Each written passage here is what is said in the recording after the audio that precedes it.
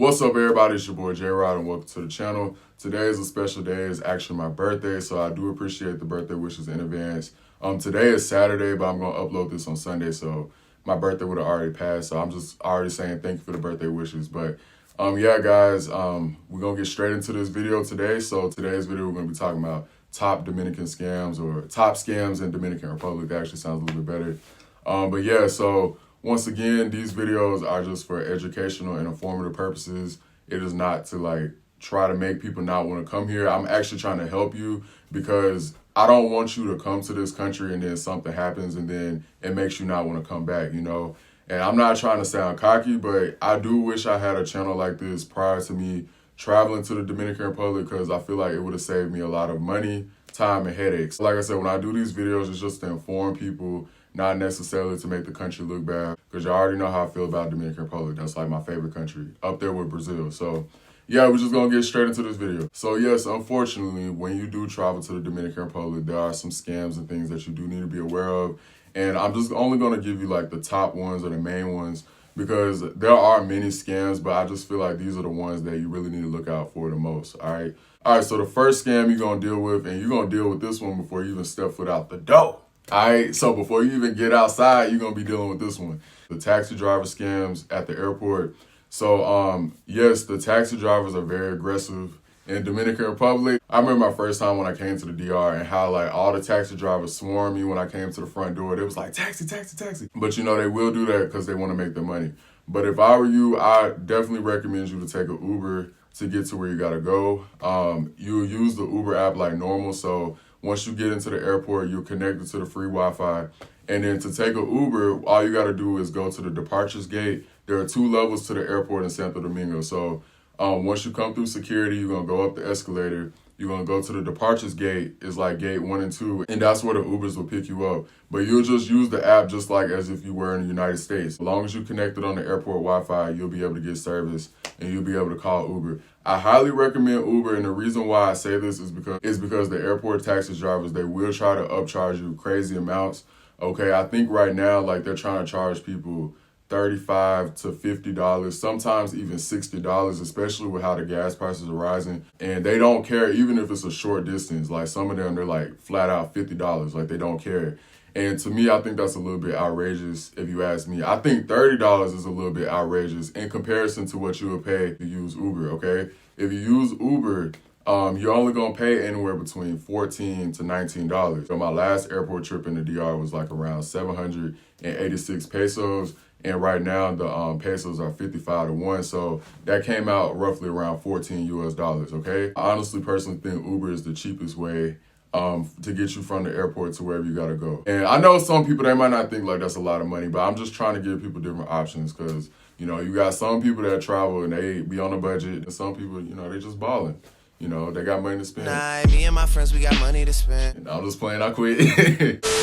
All right, so the next scam you're going to deal with in the Dominican Republic is the transportation scam. So this is kind of a continuation off of the taxi scam, but this one is once you're in the city, all right? So the reason why I don't take taxis anymore in the Dominican Republic is because they will change the price on you depending on if you're a foreigner.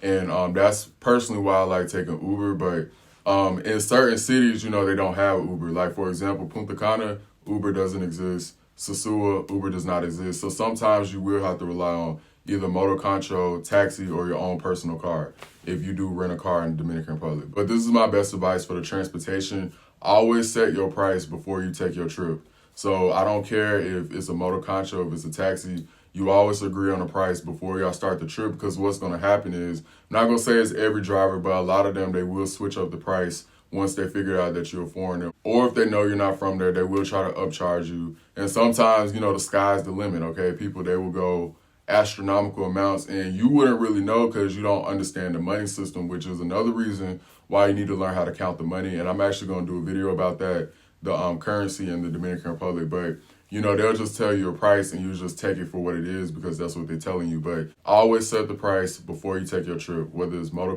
or taxi.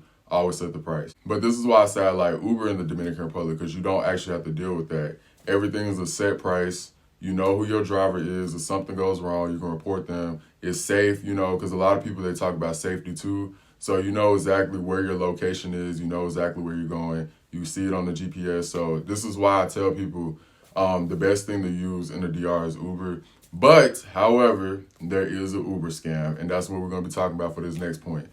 The Uber scam. All right, so this scam right here, you can possibly see this one. This one only happened to me a couple of times, but it's the Uber scam where basically they'll try to say that the app isn't working and they'll try to tell you to pay them in cash for the trip. That is a big, big no-no. You never, ever, ever, ever pay an Uber driver in cash unless it gives you the option before you take the trip, which is rare. I've only seen that a couple of times where they give you the option where you can pay in cash, but you never pay the Uber driver in cash, okay? If they tell you that the app is not working, you get your butt up out the car and you call you a different Uber. Be like, all right, I'm going to call a different Uber.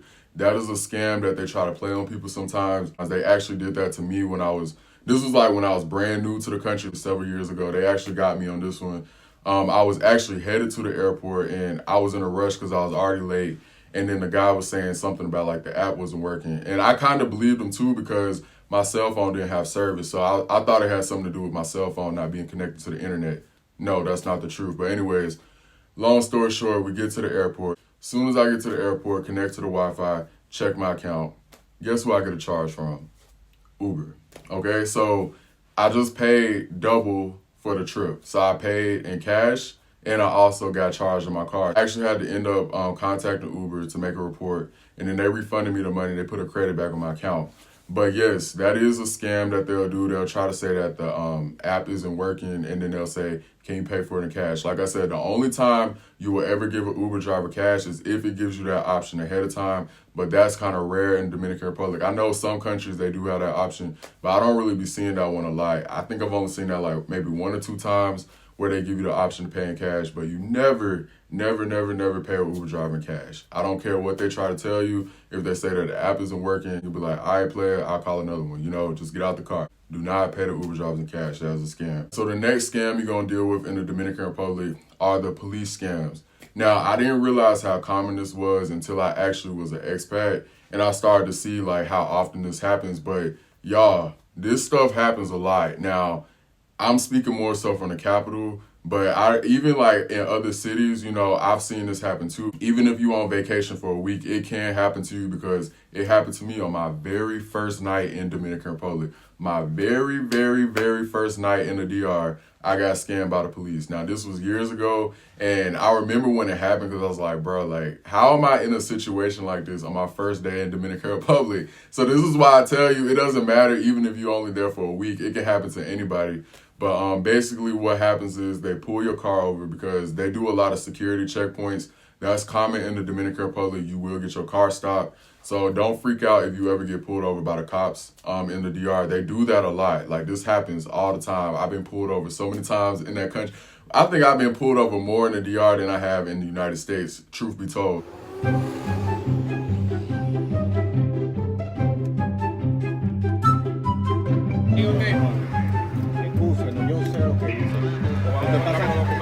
Sí, es que él está tarde para el aeropuerto que voy, patrón. Oye, pero la velocidad es una sola. No, excúsame, oye, mi canceme ahí. Es que él tiene que llegar antes de 3 horas.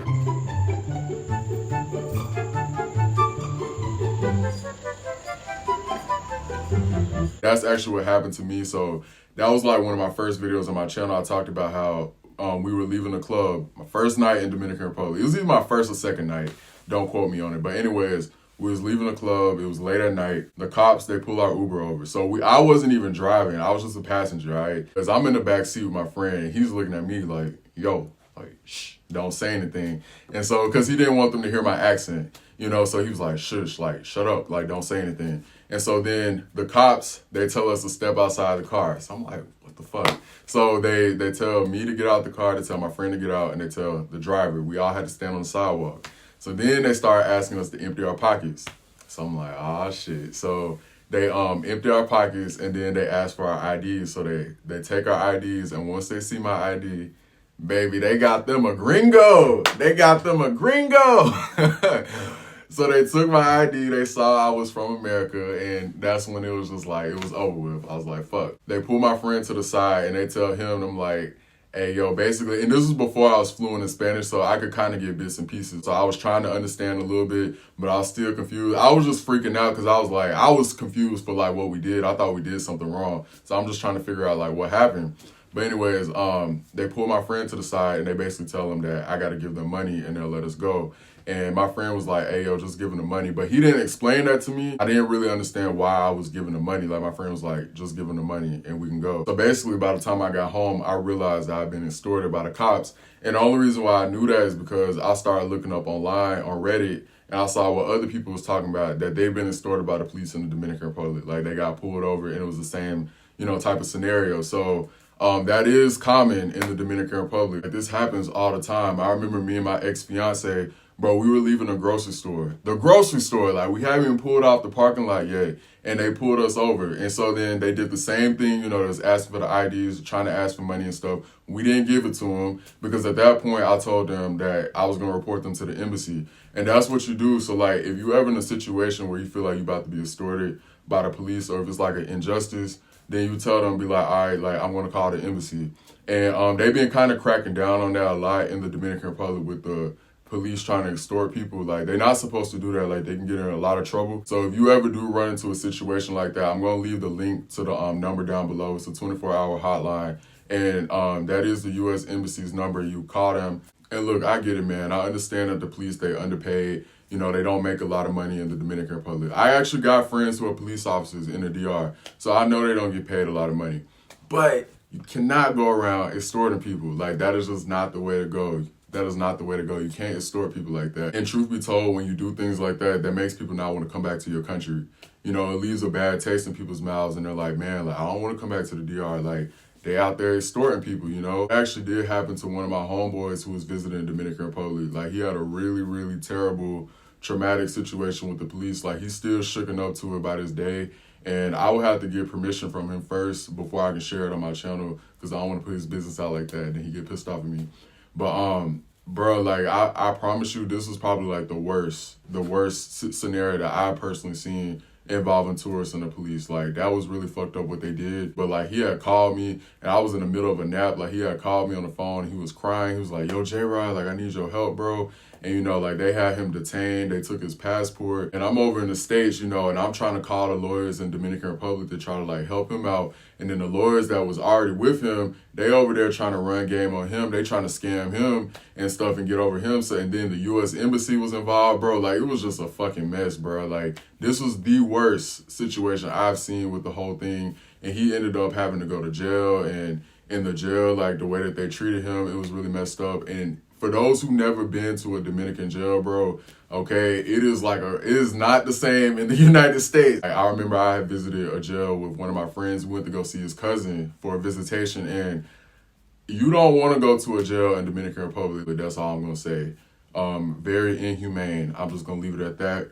But, yeah, basically, like, they had him in a jail. They was holding his passport. They went through his car. They stole all his electronics. They took everything. His family had to send money over to try to get him out because the lawyer that he had was like, I told you, that he was trying to run a scam on him. Like, it was like a real big scheme. And then his girlfriend, who was also a part of the situation, like, she was trying to fuck him over too. So, like, it was just, the whole thing was a mess. And honestly, I probably would not come back to Dominican Republic after what happened to him. Like, if I'm able to, I hope he lets me share this story, bro. But yes, that was a crazy situation.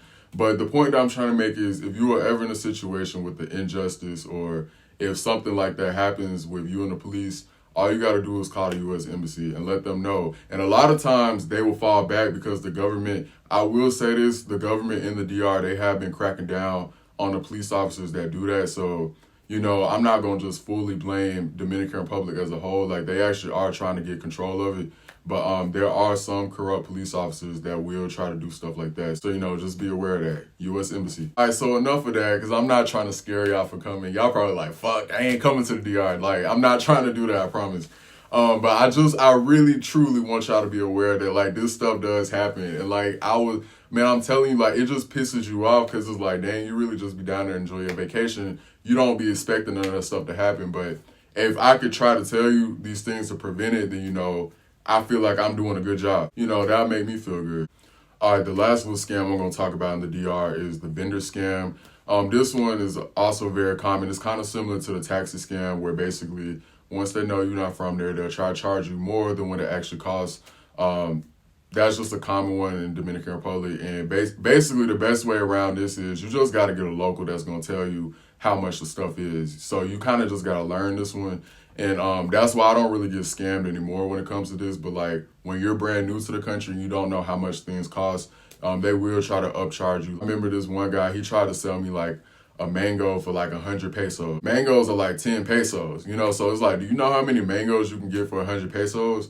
So like they'll do little things like that. One good thing I will say about like the markets and things in the DR is that a lot of stuff can be negotiated. Like prices can always be negotiated. So if somebody's trying to sell you something for like a really, really big price, you can tell them like, no, that's too high. Can you lower it? And if they don't want to lower it, then you just move on to the next person. So everything can be negotiated for the most part. If it's not like a grocery store or a mall in the Dominican Republic, that's like with almost everything. And another thing, if you're going to like get into doing businesses, because I do get people who ask questions about, you know, they want to open up businesses or they want to do business in the Dominican Republic, I highly recommend you to do it with a local.